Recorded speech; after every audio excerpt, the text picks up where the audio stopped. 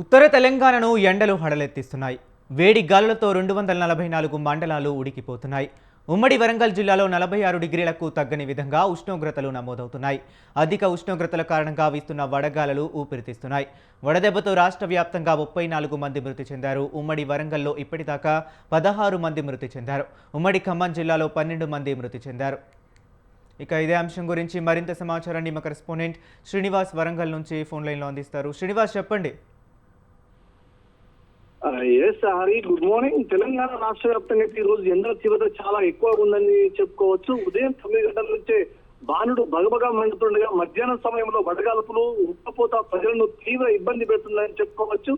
రాష్ట్రంలోని పలు చోట్ల 44.సెల్సియస్ 46 వరకు ఉష్ణోగ్రతలు నమోదయ్యే అవకాశం ఉందని భారత వాతావరణ శాఖ అయితే IMD అయితే హెచ్చరించిన పరిస్థితి ఉంది. ఉమ్మడి వరంగల్ జిల్లా వ్యాప్తంగా కూడా తీవ్ర ఎండలు కొనసాగుతున్నాయి. ప్రముఖంగా మధ్యాహ్నం 12 గంటల నుంచి సాయంత్రం 4 గంటల వరకు బయట తిరగడం ప్రమాదకరమని హెచ్చరించడం జరిగింది. పరిస్థితి అయితే ఉంది. గాల్లో తేమ తగ్గడంతో ఉక్కపోత ఎక్కువ పోస్తుందని చెప్పచ్చు. ఉమ్మడి వరంగల్ జిల్లా వ్యాప్తంగా ఉష్ణోగ్రతలు అయితే ఈ రోజు ఇలా ఉన్నాయి. వరంగల్ అయితే 44 నుంచి 45 సెల్సియస్ వరకు అయితే ఎండ తీవ్రత పెరగనుంది. తర్వాత హన్మకొండ వచ్చేసి 44 నుంచి 45, ములుగు వచ్చేసి 43 నుంచి 45, మహబూబాబాద్ వచ్చేసి 44 నుంచి 45, జయశంకర్ భూపాలపల్లి జిల్లా అయితే 40, జయశంకర్ 44 వరకు ఉన్నదని చెప్పుకోవచ్చు. అదేవిధంగా IMD ప్రకారం వరంగల్, హన్మకొండ, మహబూబాద్, ములుగు, జయశంకర్ భూపాలపల్లి జిల్లాలో వడగాల్పులు హెచ్చరికలు అయితే కొనసాగుతుందని చెప్పుకోవచ్చు. కొన్ని ప్రాంతాల్లో రాత్రి వేళలో కూడా వేడి తగ్గక హీట్ నైట్ అనే పరిస్థితులు ఉండవచ్చు అని తెలుస్తుంది. ప్రస్తుత పరిస్థితి అయితే మధ్యాహ్నం వేళల్లో రోడ్లు ఖాళీగా కనిపించే పరిస్థితి అయితే చూస్తున్నాం. మనం గ్రామీణ ప్రాంతాల్లో పొడి వేడి గాలుపులతోని ఉక్కపోసి పరిస్థితి ప్రజలైతే చాలా ఇబ్బందికరమైన పరిస్థితిలో ఉంది. పట్టణాల్లో ఉక్కపోత ఎక్కువ ఉన్నది. చెమటలు అధికంగా కావడంతో అలసట, తలనొప్పి సమస్యలు అయితే పెరుగుతాయని చెప్పుకోవచ్చు. విద్యుత్ వినియోగం కూడా భారీగా పెరిగిందని చెప్పుకోవచ్చు. ఎందుకంటే అందరూ విద్యుత్ ఈ ఉక్కపోతకు కూలర్లు కానీ, ఇటు ఏసీలు కానీ 24 గంటలు, అంటే ఉదయం 9 గంటల నుంచి సాయంత్రం 5 గంటల వరకు ఏసీలతో పాటు కూలర్లు అందరూ వినియోగించుకున్న పరిస్థితి ఉంది.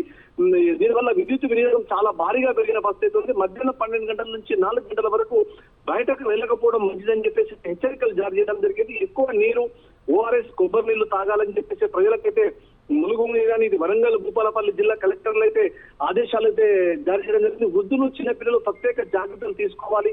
వడదెబ్బ లక్షణాలు కనిపిస్తే వెంటనే వైద్యులు సంప్రదించి హాస్పిటల్లో అడ్మిట్ కావాల్సిన తక్షణమే చేయాలని చెప్పేసి అయితే చెప్పడం జరిగింది. వాతావరణ శాఖ ప్రకారం మరో 2 నుంచి 3 రోజులు ఈ ఎండల తీవ్రత కొనసాగుతుందని చెప్పుకోవచ్చు. ఆ తర్వాత కొన్ని జిల్లాల్లో ఉరుములు, ఈదురుగాలతో తేలికపాటి వర్షాలు కూడా పడతాయి. ఉమ్మడి జిల్లా వ్యాప్తంగా కూడా ఈ కొంతమంది వృద్ధులు అయితే తన వడగాల్పులకు అయితే ప్రాణాలు వదిలిన పరిస్థితి ఉంది. Harish. Okay, right. Thank you Srinivas. ఇక ఉత్తర తెలంగాణను ఎండలు హడలెత్తిస్తున్నాయి. వేడి గాలులతో 244 మండలాలు ఉడికిపోతున్నాయి. ఉమ్మడి వరంగల్ జిల్లాలో 46 డిగ్రీలకు తగ్గని విధంగా ఉష్ణోగ్రతలు నమోదవుతున్నాయి. అధిక ఉష్ణోగ్రతల కారణంగా వీస్తున్న వడగాలులు ఊపిరితీస్తున్నాయి. ఇక ఇదే అంశం గురించి మరింత సమాచారాన్ని మా కరెస్పాండెంట్ సైదులు ఫోన్ లైన్లో అందిస్తారు. సైదులు, చెప్పండి. హరీష్, రోజు రోజుకు రాష్ట్రంలో ఉష్ణోగ్రతలు పెరుగుతుండటంతో కూడా ఇప్పటికే తెలంగాణ రాష్ట్రంలోని పలు జిల్లాలతో పాటు మా ఉమ్మడి నల్గొండ జిల్లాలో కూడా ఇప్పటికే రెడ్ అలర్ట్ ను ప్రకటించిన పరిస్థితి ఉంది. ఇప్పటికే నల్గొండ, నిడమనూరు, కట్టంగూరు, పేటపల్లి, ప్రధానంగా ఇటు సూర్యాపేట, మట్టంపల్లి, ఇటు మేలచెరు వివిధ ప్రాంతాల్లో కూడా దాదాపు ఇప్పటికే 46 డిగ్రీల సెల్సియస్ ఉష్ణోగ్రత నమోదైనటువంటి పరిస్థితి కనిపిస్తోంది. మొత్తంగా ఇప్పటికే రాష్ట్రంలో పెరిగినటువంటి ఎండల తీవ్రతకు కూడా ఉమ్మడి నల్గొండ జిల్లా నిప్పుల కొలివిని కల్పిస్తున్నటువంటి పరిస్థితి కనిపిస్తా ఉంది. మొత్తంగా వడగాల్పులు, అదేవిధంగా ఉక్కపోతతో ప్రజలు తీవ్ర ఇబ్బందులను ఎదుర్కొంటున్నటువంటి పరిస్థితి కనిపిస్తోంది.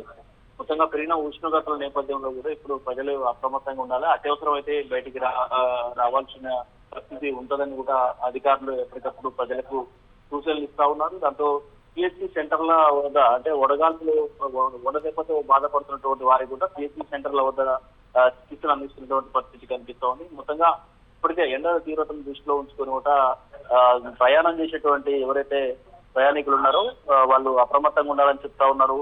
ఉదయం 9 గంటల నుంచి సాయంత్రం 5 దాకా కూడా ప్రజలు ఎవరు కూడా తప్పనిసరి మాత్రం బయటకు వెళ్ళాలి.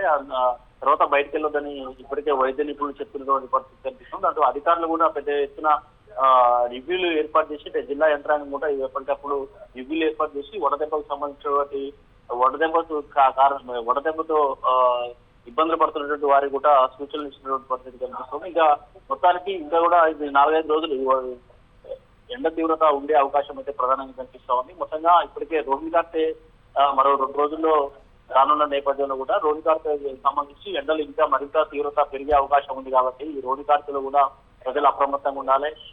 ఎక్కడ కూడా ఈ గ్రామీణ ఉపాధి హామీ కూలీలు కావచ్చు తగు జాగ్రత్తలు తీసుకోవాలంటూ కూడా ఇప్పటికే చెప్తున్న పరిస్థితి కనిపిస్తోంది. ఇప్పటికే మొత్తంగా జిల్లాను రెడ్ అలర్ట్ ప్రకటించి కూడా ఇప్పటికే 3-4 డేస్ అవుతా ఉంది. ఇంకా కూడా రోహిణి కార్తెలో కూడా ఇంకా వడగాల్పులు ఎండ తీవ్రత పెరిగేటువంటి నేపథ్యంలో కూడా ప్రజలు అప్రమత్తంగా ఉండాలని చెప్తున్న పరిస్థితి కనిపిస్తోంది. ఇప్పటికే ఉదయం 9 గంటల నుంచి సాయంత్రం 5 గంటల దాకా కూడా ఎండ, దాంతో పాటుగా ఈ ఉక్కపోత దానికి సంబంధించి ఎండ తీవ్రత ఎక్కువ ఉన్నటువంటి నేపథ్యంలో అత్యవసరం అయితే బయటికి వెళ్ళాలి, లేకపోతే ప్రజలు జాగ్రత్తలు తీసుకోవాలని చెప్తున్నటువంటి పరిస్థితి అయితే కనిపిస్తుంది హరీష్.